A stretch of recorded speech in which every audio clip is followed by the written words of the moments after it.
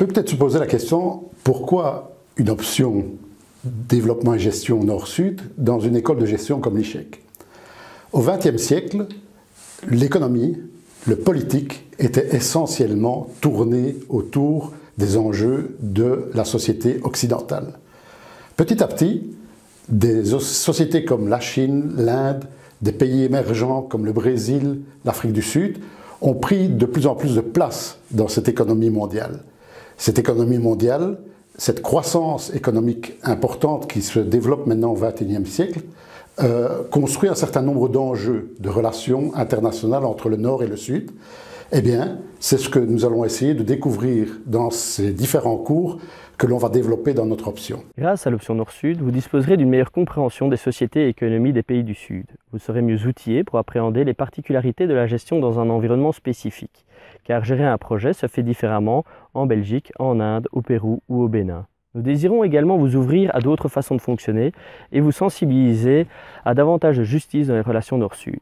Notre approche sera multidisciplinaire, économique, sociale, politique et culturelle, et elle vous préparera à toutes sortes de réalités, que ce soit en entreprise, en institution internationale, en entreprise sociale ou en ONG. Le cours de gestion de projet vous permettra de construire un projet dans un pays du Sud et d'en comprendre les particularités, que ce soit un projet de coopération internationale ou un projet plus commercial.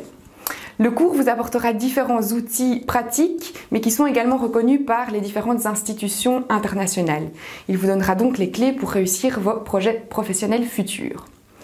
De ce fait, nous mêlerons exposés théoriques, interactions, mais également des interventions de plusieurs experts du terrain afin de vous permettre de mettre en pratique ces différents outils vus au cours. L'unité d'enseignement spécificité de la gestion dans les pays en développement est composée en fait de 3 parties. 3 approches qui se complètent.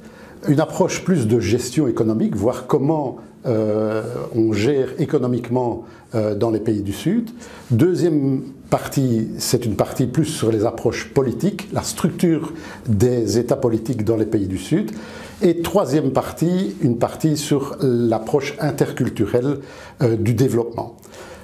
Je suis chargé de donner les 2 premières parties. Alors, de quoi se composent ces 2 parties?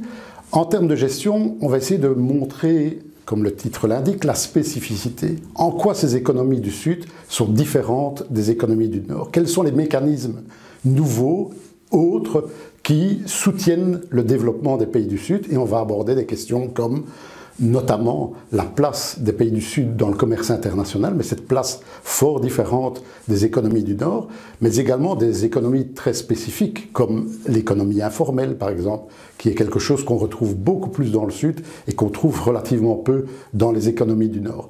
Ou encore de voir un peu comment ces économies informelles sont soutenues par des mécanismes qu'on rencontre peu dans nos sociétés occidentales, que sont notamment les mécanismes de microfinance qui sont de plus en plus développés dans ces pays du Sud. Voilà un petit peu les éléments qu'on va réaborder dans les aspects de gestion, aussi en fonction des questions que vous allez nous poser en matière d'économie dans les pays du Sud. La deuxième partie concerne les structures de l'État dans les pays du Sud également, et là nous allons essayer d'aborder le rôle de ces États. Une économie se développe notamment par la manière dont les États parviennent à les soutenir, à les booster ou au contraire à les freiner. L'image de pas mal d'économies du Sud sont très dépendantes de la carence des États du Sud. On va essayer de comprendre pourquoi. Pourquoi il est si difficile de développer une économie qui est basée sur un système démocratique. Pourquoi on a un peu l'impression que dans les pays du Sud, la plupart de ces pays ont des structures politiques qui sont relativement peu démocratiques. Ces questions-là vont être abordées dans cette deuxième partie du cours. Dans la troisième partie du cours, nous aborderons l'angle de la culture et nous critiquerons le concept de développement. Nous constaterons que le développement est perçu différemment en fonction du contexte culturel. Ensuite, nous définirons la culture, nous analyserons sa complexité et ses fonctions sociales. Ceci nous permettra de comprendre pourquoi la culture peut être un frein ou au contraire un fantastique moteur pour tout type de projet au nord comme au sud.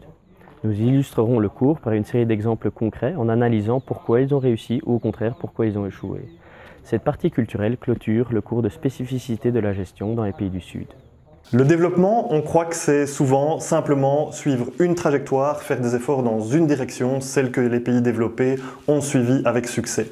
Dans le cours d'économie et de politique de développement, on va complexifier cette analyse, voir qu'il y a en fait plusieurs échelles auxquelles des pays peuvent monter pour améliorer la situation de leur pays et qu'aujourd'hui, ces échelles ne marchent pas toutes, que celles d'hier ne sont pas celles d'aujourd'hui.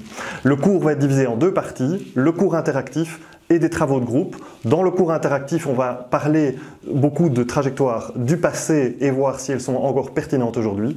Et dans les travaux de groupe, vous allez travailler sur des questions contemporaines, des initiatives qui sont peut-être des solutions, chaînes de valeurs différentes internationales, modèles économiques, modèles pour diminuer les inégalités.